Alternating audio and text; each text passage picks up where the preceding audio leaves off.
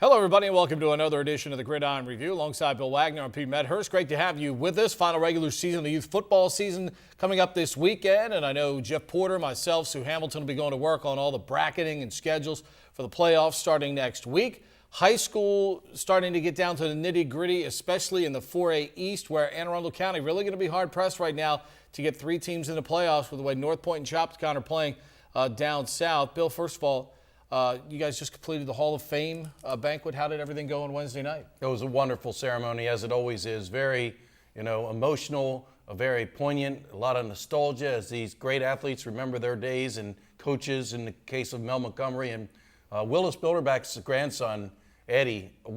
He gave a terrific acceptance speech on behalf of his grandfather. Really, really impressed with that young man. Mel Montgomery was supported by about 3 tables of former players who were quite loud and boisterous. No surprise there. Willis Bilderback had 2 full tables of guys. These gentlemen are in their 60s and 70s, and they still come out to support their former coach. And then, of course, Corey Wallace and Betsy Elder Grizzle, the 2 athletes. It was a wonderful night. Yeah, good. Let's get to the high school slate for this week. Arundel Meade, we talked about the Jerry Mears Trophy game. Arundel, give Chuck Markowitz and his kids a lot of credit. Bill, they could have been moping with, a 3-3 record and maybe playing their way out of the playoffs. But, boy, did they show some pride on Friday night as they blitzkrieg Meade 42-14. Well, it shows that the Jerry Mears Trophy means something to Chuck Markowitz. You can bet that he had a pregame speech for his team, letting them understand who Jerry Mears was, what he stood for. Obviously, for those who don't know, Jerry Mears was the head coach at Arundel for many years, led them to a state championship in 1974.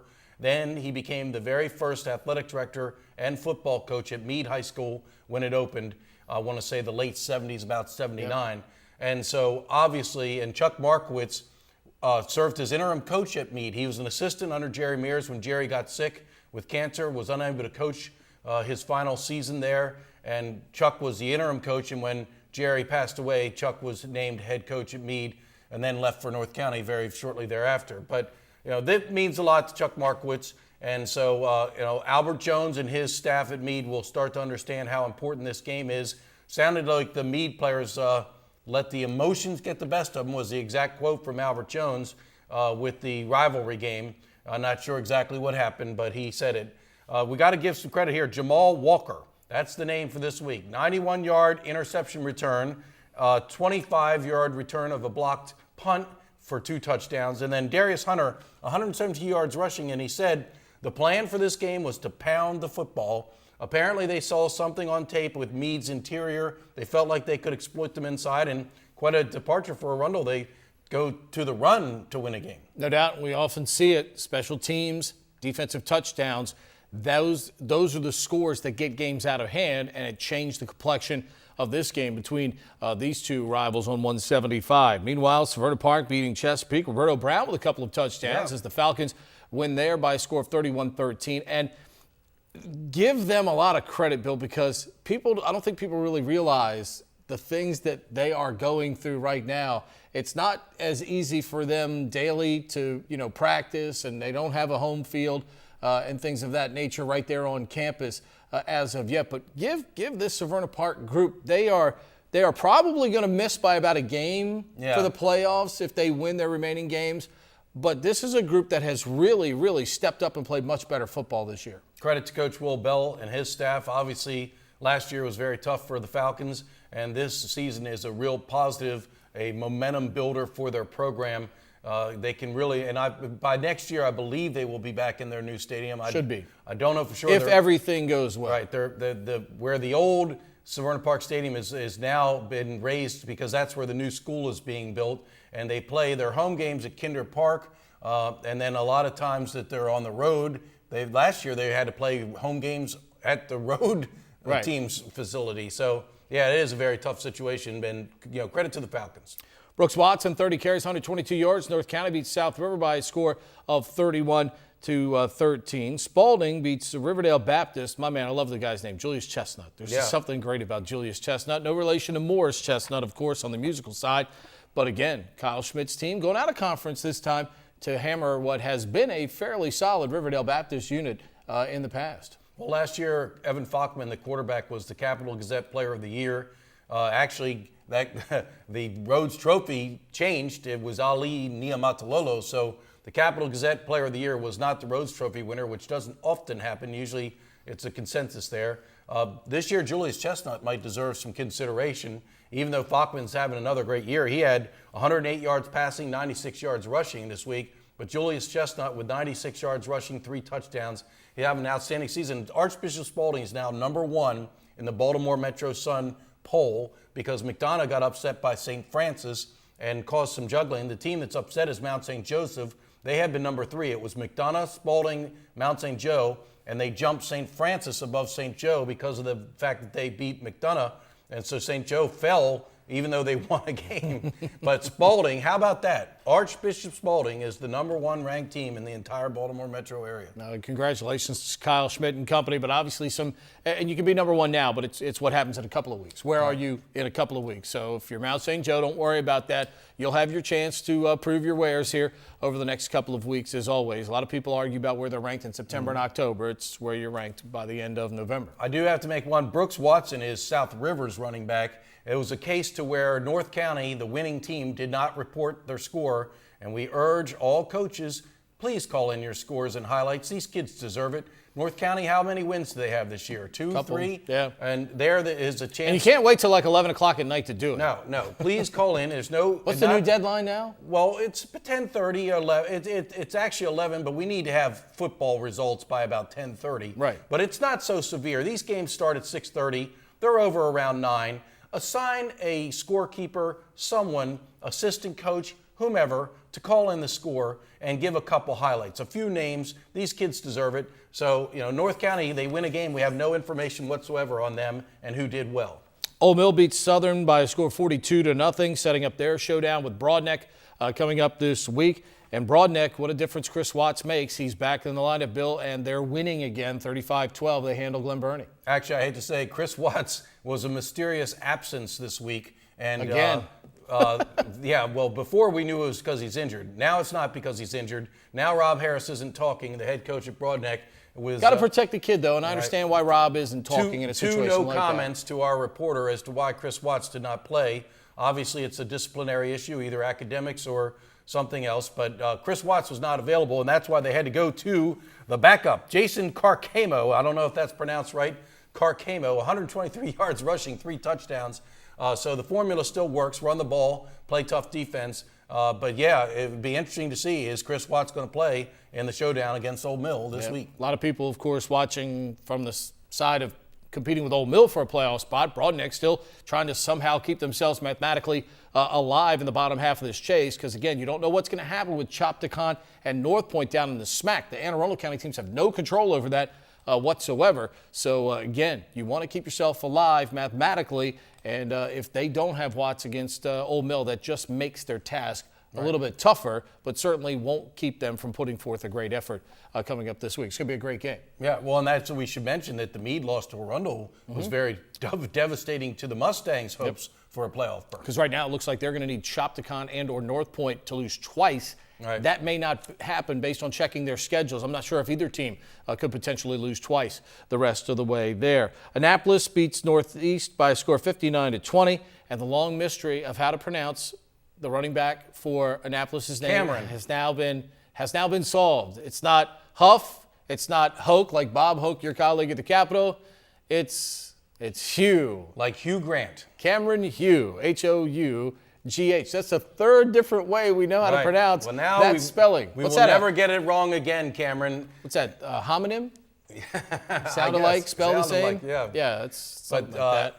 Annapolis is looking good. I tell you what, Nick Goodmalloy, 7-0, man. If they can somehow, some way complete an undefeated season, he will have completed one heck of a turnaround for the Annapolis High program, because it was not many years ago that Annapolis was 2-8, Yep. 3-7. They'll throw a parade for him on Riva Road if Yes, they can they finish will. that off. Boy, what a game Annapolis Old Mill is going to be. Unfortunately, we're going to be out of town for that I game. know. It's a big That would have been the one to watch, no question about it. Boys Latin beat Severn by a score of 28-6.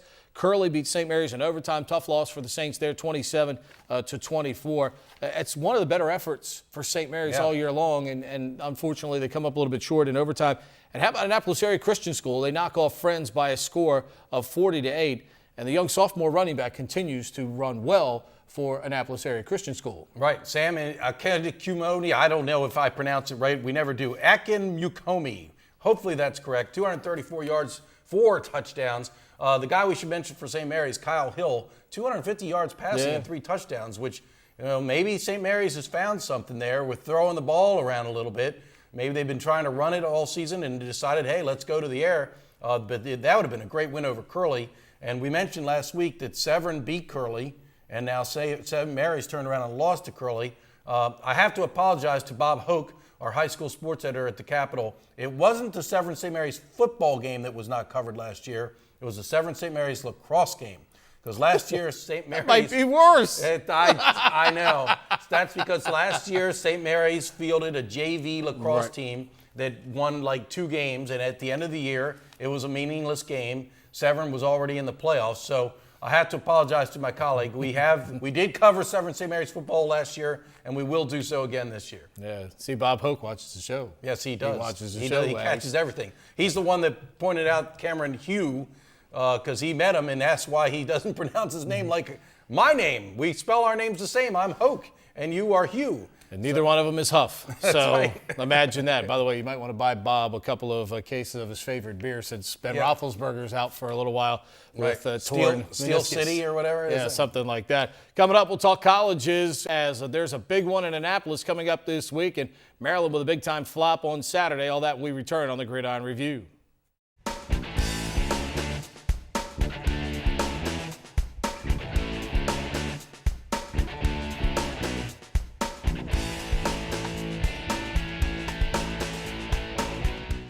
Navy had a bye week this week with their game against East Carolina postponed due to the remnants of a hurricane down there in North Carolina. Tremendous flooding in the Greenville area, and certainly hope those folks came out of that as unscathed as humanly possible down there. A lot of damage last week down there. But Navy this week, Bill, because of that win over Houston, the rest of the schedule now gets magnified. And, the other team that thinks they have a shot to win the West, the Memphis Tigers, coming into Annapolis this week. This should be a phenomenal football game in Annapolis. Well, you thought the Navy-Houston game was big. This is going to be even bigger because the implications, winning team controls its own destiny moving forward as the season begins to wind down.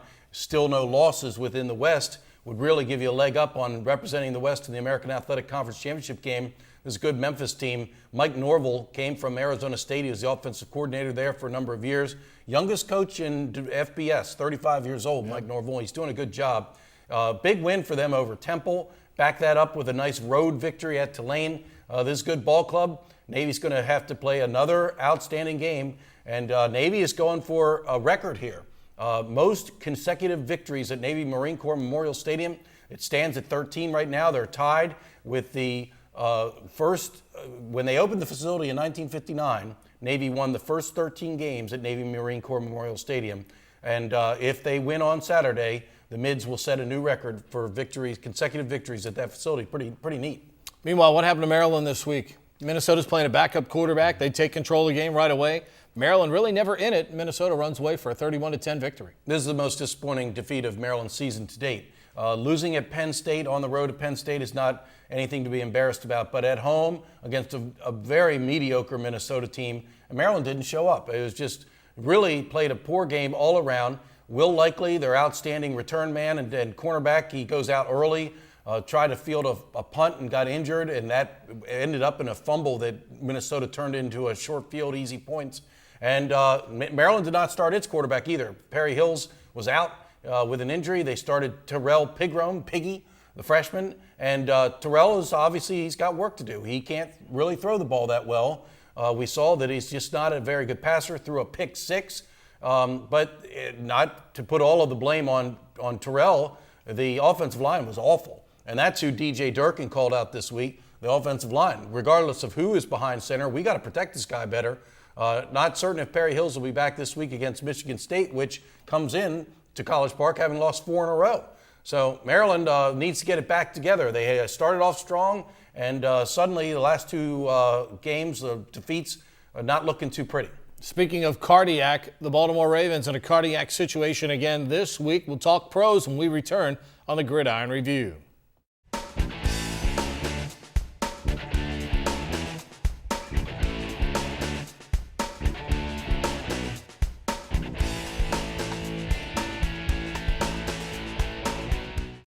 Time to talk about the pros. The Redskins with 4 in a row as they beat the Philadelphia Eagles rather handily, even though the final score ends up 27-20.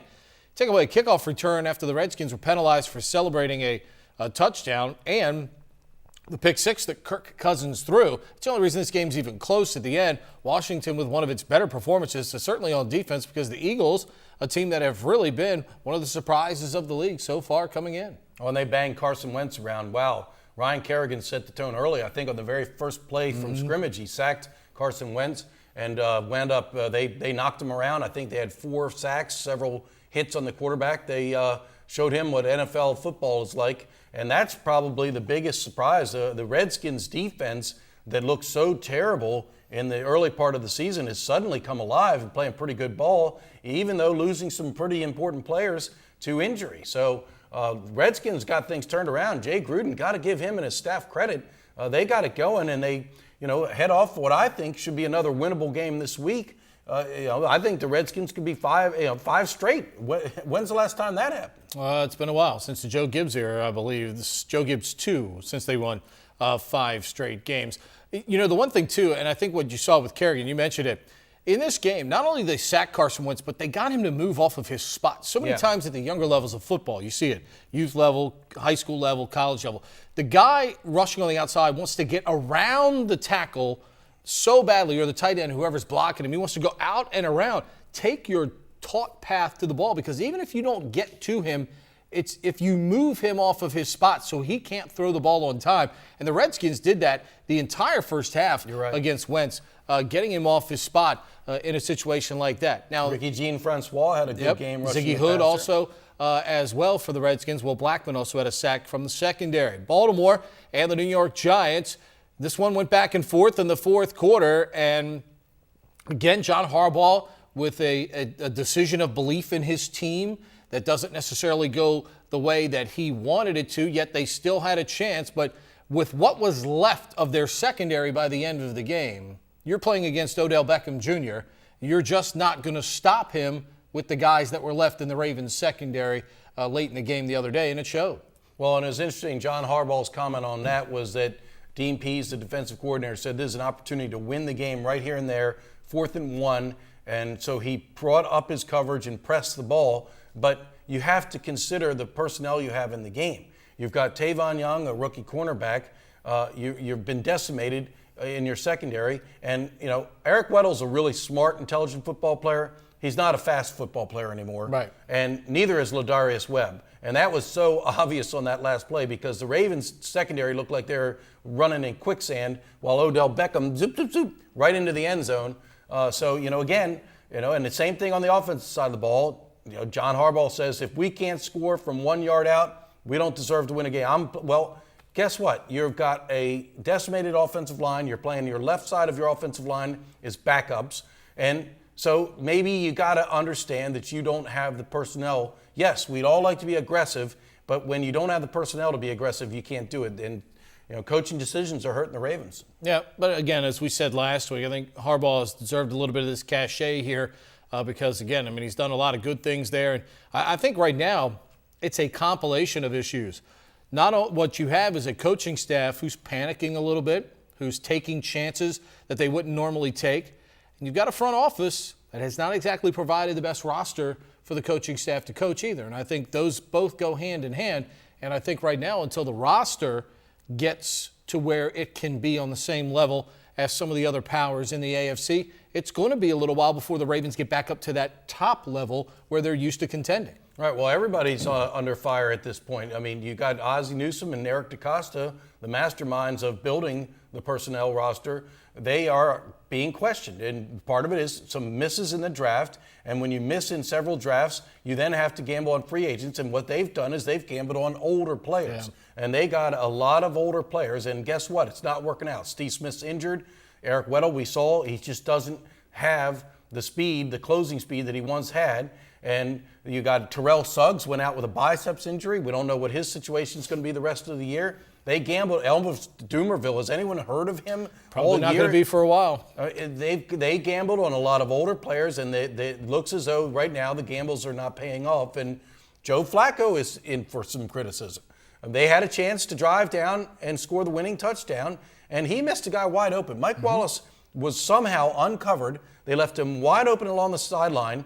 And how do you miss that guy? If he catches it in stride, he runs in for a touchdown, or at least the ball's on inside the 5-yard line. Joe Flacco overthrew him by 15 yards. I know Steve Bisciotti doesn't live very far from where we're filming this. Steve, I do a lot of college personnel work. I'd be glad to be an underling in the player personnel area there and help out, because I love it so much, and I watch those players, and they're a lot younger than the ones that are running around on the field right now. And Ladarius Webb looks like a corner playing safety at times still. Yeah, uncertain of himself, and he took a bad angle on that. Yep. He was the last line of defense, and the mistake happened early. Eric Weddle went to cover a tight end. It was a great play by the Giants. It was almost a pick play, and Eric Weddle's the one that picked off his own man. But the last line of defense is Ladarius Webb, and he takes a terrible angle and got burned. Always next week. That's a good thing for all or most of these teams. Don't forget, coming up next week, the playoff draw for the youth football playoffs will be out on the website by the middle of next week. So many teams to get slotted and put at a turf field somewhere. All the games are on turf for the playoffs coming up, and many of them are at neutral sites or sites that are close to some of the higher seeds, but not at their home fields. We want them on turf so they all get played and none of them have a chance to get rained out. It's going to be some interesting weather this weekend. It's going to be windy out there. So if you're going out to games this weekend, you want to take the jacket and the sweatshirt and put your kids in those long sleeve shirts underneath of all that football equipment this weekend. That'll do it for us. We'll be back again next week with another edition of the Gridiron Review.